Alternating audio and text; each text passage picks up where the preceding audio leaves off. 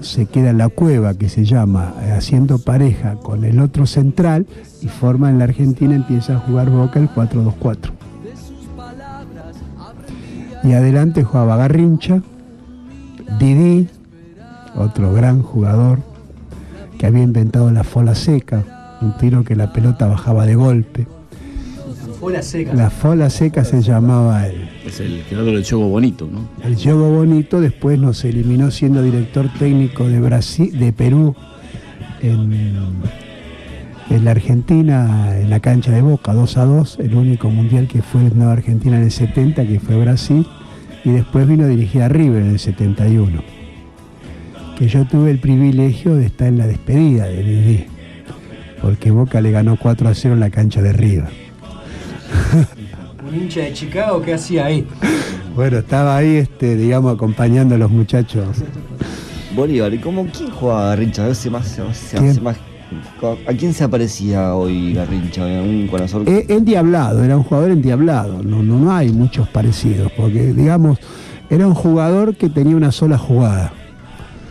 Él siempre hacía el amague por la izquierda y se iba por la derecha, ¿no es cierto? Por eso a muchos políticos se le dice Garrincha, porque amagan por la izquierda y siempre utilizan el andarivel derecho para desplazarse. Por ahí en la actualidad no, pero por ahí se parecía más a René Hausemann de su momento. A René Hausemann, pero era más limitado. Garrincha tenía una sola jugada, el desborde por afuera, pero era letal.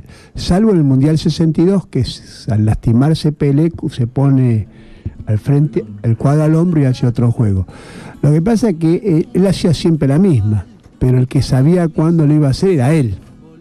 Claro. Este era el tema, los demás no sabían cuándo lo iba a hacer. Aparte la televisación, el no estar televisado, los demás no sabían exactamente cómo y cuándo hacer la jugada. No, ya en ese instante estaba la televisación. Por ejemplo, en el Mundial del 58, yo me acuerdo que siendo muy chiquitos nosotros lo vimos por el cine. Había una película del Mundial. Fue el primer Mundial que y a partir de ahí, ya digamos, no es al nivel actual, pero ya empezó a tener importancia la televisión. Ya importancia la televisión y los medios de comunicación. No nos olvidemos, cuando hablamos del Mundial del 54, fue el primer mundial, porque ya las distancias eran mucho más cortas y había mucho intercambio, no solamente en los mundiales, sino en otro tipo de partidos, y se conocían mucho más. Ya el fútbol como el mundo se había empezado a globalizar. El 9 era Babá, que después fue a jugar al Atlético Madrid. El 10 Pelé, y el 11 era Zagallo, que después tuvo una gran trayectoria porque había sido fue jugador y técnico, fue el primero, después fue Beckenbauer, pero el primer jugador y técnico fue Zagallo. Y el técnico fue Vicente Feola, que después vino a dirigir a Boca. Y yo no sé si se acuerdan cuando lo conté en la época de Ratín. Boca para los amistosos cobraba para que Feola esté en el banco. Había un caché si estaba él y otro si no estaba. Claro, que en esa época era muy común. Por ejemplo, Pelé, Garrincha, inclusive la carrera de Garrincha dice que fue arruinada por la cantidad de partidos que tenían que jugar. Sí, se lesionó la rodilla muy feo Garrincha. Entonces se le pagaba a Garrincha del Botafogo y Pelé del Santos en función. Si ellos estuvieran, le pagaban. Si ellos no estuviesen, le pagaban mucho menos y obviamente tenían que jugar mucho más. Algo parecido con Messi en Argentina, algo así. Claro, pero distinto, porque en esa época había más competencias amistosas y menos competencias oficiales. Y entonces los jugadores juegan cada 2 o 3 días y en vuelos no iguales que los de ahora, de muchas menores comodidades, con muchas más escalas. Exacto. Cansados. Sí. Y ahí hizo irrupción en el fútbol mundial la persona que cambió el fútbol del mundo. ¿Pelé? ¿Quién? No fue Pelé. ¿Quién cambió la historia del fútbol del mundo? Desde el aspecto dirigencial y desde el aspecto comercial.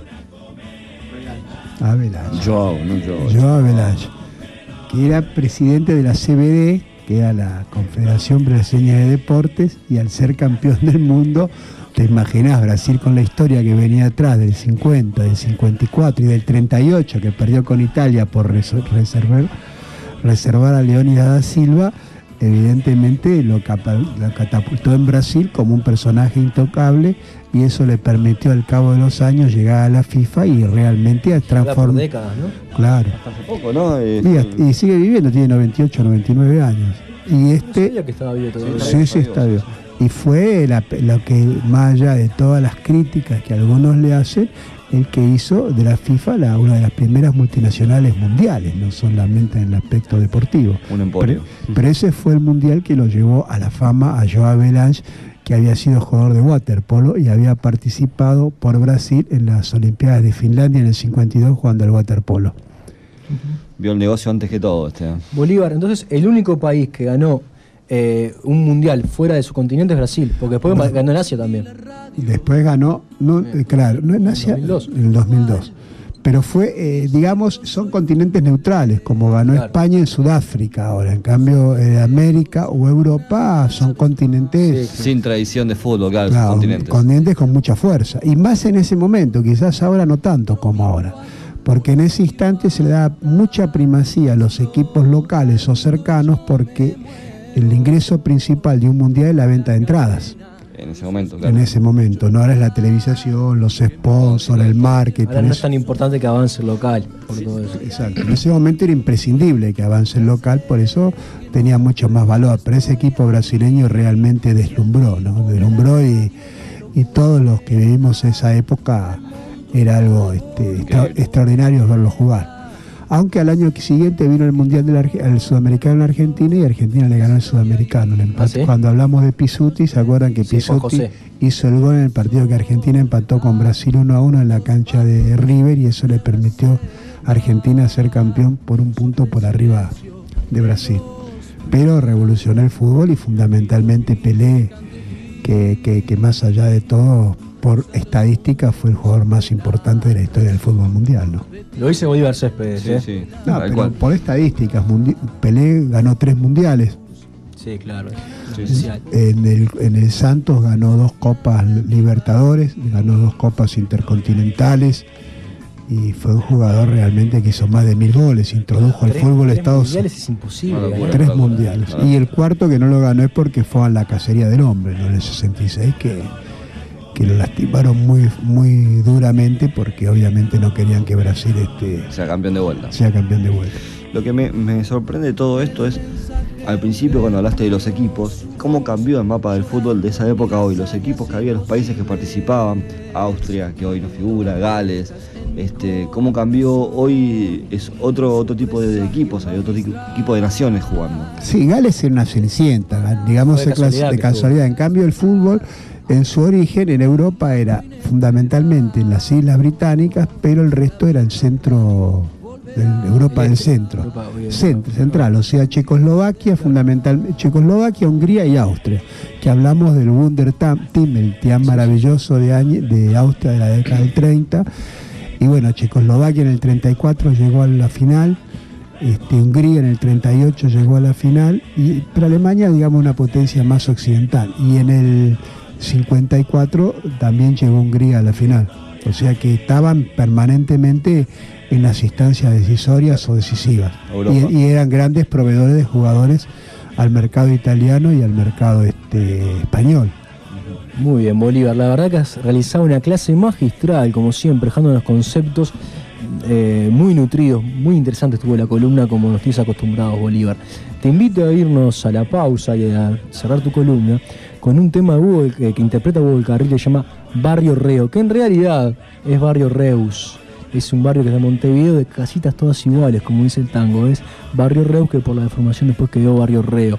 Así que Bolívar, Hugo del Carril, Barrio Reo. Gran cantor y bueno, el autor de la marcha peronista. Y gran director de cine, una de las mejores películas argentinas, que fue en las Agua Baja Turbias, de un hondo contenido social, fue dirigida por Hugo del Carril y fue inclusive perseguido y encarcelado por sus ideas durante un tiempo bastante largo, ¿no? Bueno, Bolívar sabe de todo, como verán. Pausa.